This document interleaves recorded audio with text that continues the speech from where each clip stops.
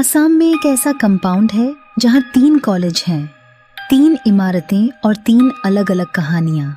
हर एक इमारत में एक अलग तरह की कहानी बसी हुई है, जिसकी वजह से वहाँ पढ़ने वाले बच्चे जो कॉलेज स्टूडेंट्स थे वे भी दोबारा वहाँ लौटकर नहीं जा पाए। जो भी वहाँ जाता था वह वापस अपने घर लौट आता था, क्योंकि सबको पता था कि उस जगह का डर क्या है। आज जो कहानी मैं आपको बताने वाली हूँ वह इसी कॉलेज से जुड़ी हुई है। तो without wasting any more time, चलिए कहानी शुरू करते हैं।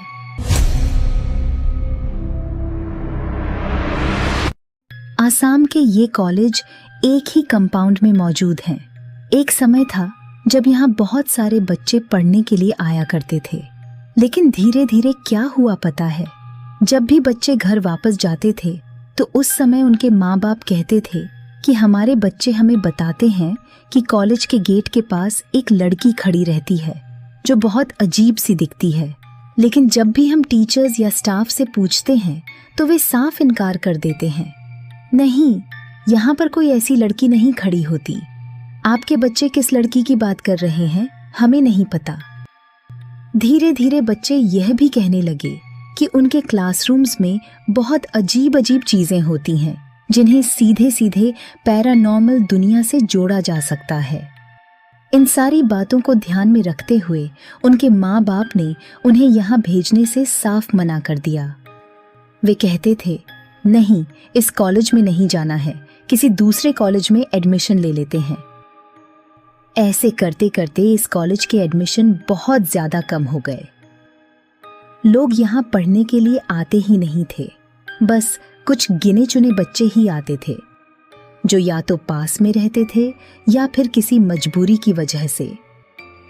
टीचर्स और स्टाफ भी धीरे धीरे कम होते गए। अब यहाँ बहुत ही लिमिटेड टीचर्स और स्टाफ बचे थे। हाल ही में एक टीचर ने यहाँ से रिजाइन किया था, उसकी जगह एक नया टीचर आना था। बहुत कोशिशों के बाद उन्हें एक टीचर मिला जिसका नाम था अरवी। अरवी ने अभी अभी B.Ed पास किया था, इसलिए उसे तुरंत नौकरी की जरूरत थी। जैसे ही उसे जॉब ऑफर मिला, उसने बिना कॉलेज का इतिहास देखे, बिना कुछ सोचे समझे ज्वाइन कर लिया। जब रवि पहले दिन कॉलेज आया तो उसने देखा कि कॉलेज का टाइम हो रहा है, लेकिन न तो ज्यादा बच्चे हैं और न ही ज्यादा स्टाफ मेंबर्स। फिर वह स्टाफ रूम में गया उस टीचर से मिलने के लिए जिसने रिजाइन किया था।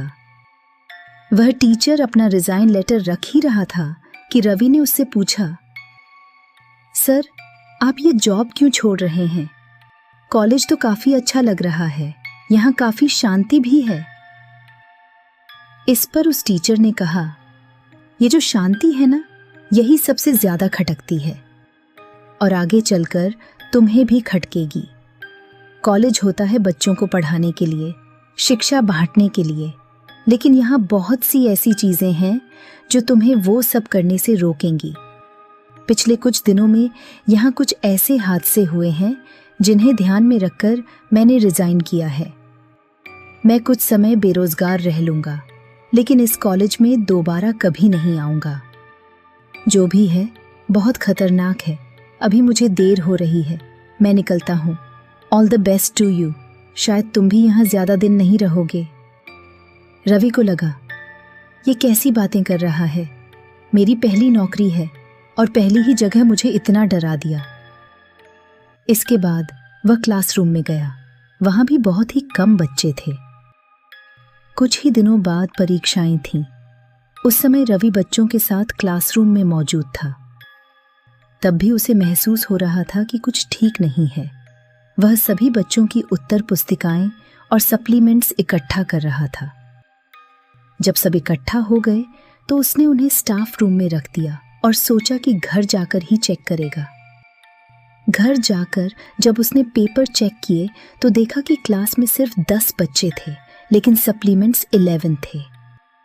11वां सप्लीमेंट बहुत अजीब था। उस पर नाम लिखा था आर्यन मेहरा। अरवी एकदम शॉक में आ गया। उसने खुद गिनती की थी, क्लास में सिर्फ 10 बच्चे थे। 11वां पेपर कहाँ से आया? 11वां स्टूडेंट तो मौजूद ही नहीं था। अगले दिन वह कॉलेज आया और एक टीचर से पूछा, क्या आपकी क्लास में आर्यन नाम का कोई लड़का है? टीचर ने कहा, नहीं। रवि ने कई टीचर्स से पूछा, लेकिन सबका जवाब एक ही था, नहीं, ऐसा कैसे हो सकता है? फिर रवि अपनी क्लास में गया और बच्चों से भी पूछा, क्या हमारी क्लास में आर्यन मेहरा नाम का कोई लड़का है? सभी बच्चों ने कहा, नहीं सर, हम तो यहाँ सिर्फ 10 ही हैं। रवि को बहुत अजीब लगा, लेकिन उसने सोचा कि शायद ये उसका वहम होगा या कोई पुराना सप्लीमेंट गलती से उठ गया होगा। कुछ दिनों बाद रवि इन बातों को भूल गया और रोज की तरह पढ़ाने लगा। एक दिन पढ़ाते पढ़ाते उसकी नजर बोर्ड से हटकर पीछे बच्चों की तरफ गई। आखिरी बेंच पर एकदम कोने में एक बच्चे के पीछे एक और लड़का बैठा हुआ था। वह लड़का बहुत अजीब लग रहा था। रवि की आंखों ने तुरंत गिन लिया। पढ़ाते पढ़ाते बिना किसी को शक हुए वह उस बेंच की तरफ बढ़ा, लेकिन जैसे ही वहां पहुंचा वहां कोई नहीं था। वह लड़का गायब हो चुका था। जब रवि वापस मुड़ा तो उसी बेंच पर आगे बैठे एक बच्चे ने कहा, सर, आपको भी वो लड़का दिखा था क्या? रवि ने कहा, हाँ, मुझे दिखा था। फिर रवि ने पूछा, ये लड़का कौन है?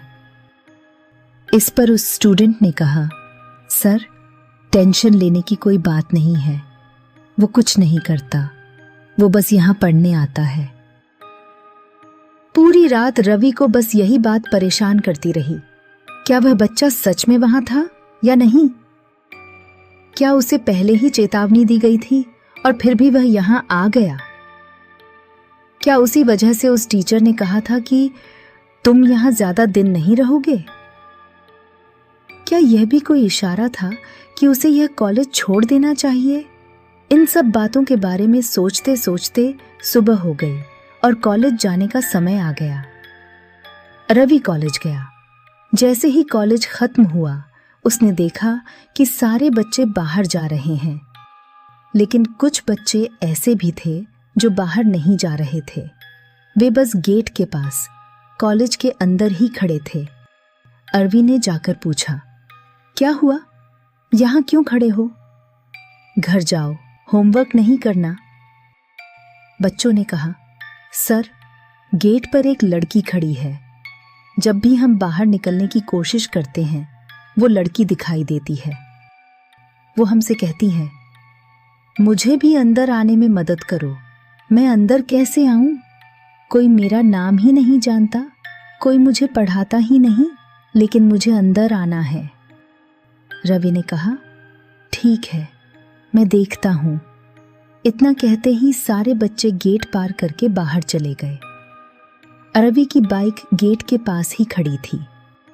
वह बाइक लेने गया और जैसे ही उसने पीछे मुड़कर कॉलेज के गेट की तरफ देखा, वहीं पर वह लड़की खड़ी थी।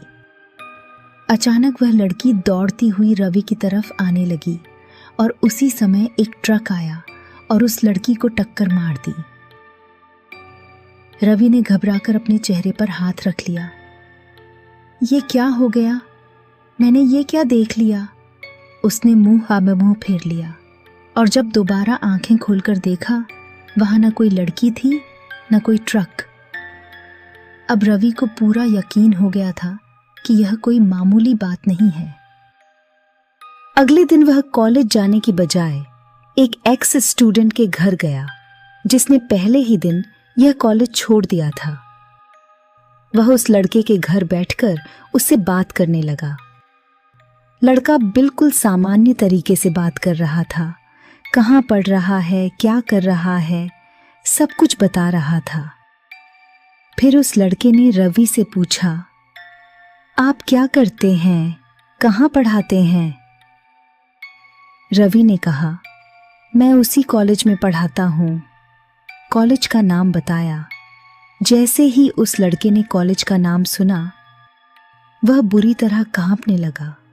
उसके माँ बाप ने तुरंत कहा, प्लीज आप यहाँ से चले जाइए, हमें उस कॉलेज के बारे में कोई बात नहीं करनी। रवि ने कहा, सर मैं भी वहाँ कुछ अजीब हालात से गुजर रहा हूँ, इसलिए सच जानना चाहता हूँ कि असल में हुआ क्या था। तब उसके माँ बाप ने बताया, हमारे बेटे को उस कॉलेज में मेरिट पर एडमिशन मिला था, पढ़ाई में बहुत अच्छा था, लेकिन कॉलेज में उसकी दोस्ती एक लड़के से हो गई। वह लड़का उससे कहता था, अगर तुम्हें मेरे साथ रहना है तो तुम्हें भी उसी इमारत से कूदना पड़ेगा, फिर तुम मेरे साथ रह सकोगे। जब बेटे ने यह सब देखा सुना तो उसने घर आकर सब कुछ हमें बताया। हमने तुरंत उसका एडमिशन वहां से कटवा दिया। कुछ दिनों तक उसकी तबीयत बहुत खराब रही। वह अलग अलग भाषाओं में बोलने लगा था। बहुत मुश्किलों के बाद अब जाकर वह ठीक हुआ है। रवि ने पूछा, उस लड़के का नाम क्या था? लड़के ने कहा, सर उसका नाम आर्यन मेहरा था। यह नाम दोबारा सुनते ही रवि का चेहरा सफेद पड़ गया। वह पूरी तरह चौंक गया। रवि ने तय कर लिया था कि अब वह इस कॉलेज में काम नहीं करेगा। उसे लगा यह कॉलेज बहुत ही मनहूस है, यहाँ कुछ बहुत गलत है। बच्चे भी बहुत कम हैं, सैलरी ठीक ठाक है, लेकिन जो हादसे हो रहे हैं मैं उन्हें झेल नहीं सकता। अगले दिन वह कॉलेज गया। जैसे ही उसने कॉलेज के अंदर कदम रखा, उसने देखा कि अंदर कुछ बच्चों की भीड़ लगी हुई है। रवि ने पूछा, तुम लोग अपने क्लासरूम में क्यों नहीं हो? बच्चों ने कहा, सर ये देखिए, जमीन पर एक टॉर्च पड़ी हुई थी और उसकी लाइट चालू थी। वह टॉर्च कॉलेज के वॉचमैन की थी, जो रात में नाइट ड्यूटी करता था। सब लोग उसे ढूंढने लगे, लेकिन वह कहीं नहीं मिला। फिर वे लोग ऊपर की मंजिल पर गए जहां रवि पढ़ाता था। वहीं पास में एक बंद पड़ा हुआ क्लासरूम था जहां कोई नहीं जाता था। वहां उन्होंने देखा वॉचमैन जमीन पर बेहोश पड़ा हुआ था। जब उसे होश में लाया गया और पूछा गया, आप यहाँ कैसे आए? वॉचमैन ने कहा, साहब मैं रात में ड्यूटी कर रहा था, तभी ऊपर से रोने धोने की आवाज़ें आ रही थीं। मुझे लगा कोई बच्चा क्लासरूम में फंस गया होगा। मैं ऊपर गया, लेकिन वहाँ कोई नहीं था। फिर मुझे उसी क्लासरूम से आवाज़ें आने लगीं। मैंने दरवाज़ा खोला और अंदर चला गया। वॉचमैन ने आगे बताया, जैसे ही मैं अंदर गया, मैंने देखा कि आखिरी बेंच पर एक लड़का बैठा हुआ था। वह एक कोरे कागज पर कुछ लिख रहा था। अंधेरा बहुत था। मेरी टॉर्च नीचे ही छूट गई थी, तो मैंने मोबाइल की लाइट से देखा। वह किसी पेन या पेंसिल से नहीं लिख रहा था, वह अपनी उंगली के खून से लिख रहा था।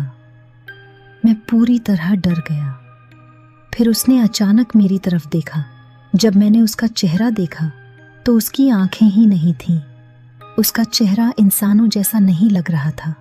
या तो मांस लटक रहा था या उसका चेहरा फटा हुआ था। और यह सब देखकर मैं वहीं बेहोश हो गया। इतना सब कहते ही वह वॉचमैन वहां से उठकर चला गया। रवि भी यह सारी बातें सुनकर पूरी तरह चौंक चुका था, लेकिन उसके दिमाग में बस एक ही बात चल रही थी, अब मुझे रिजाइन ही करना है।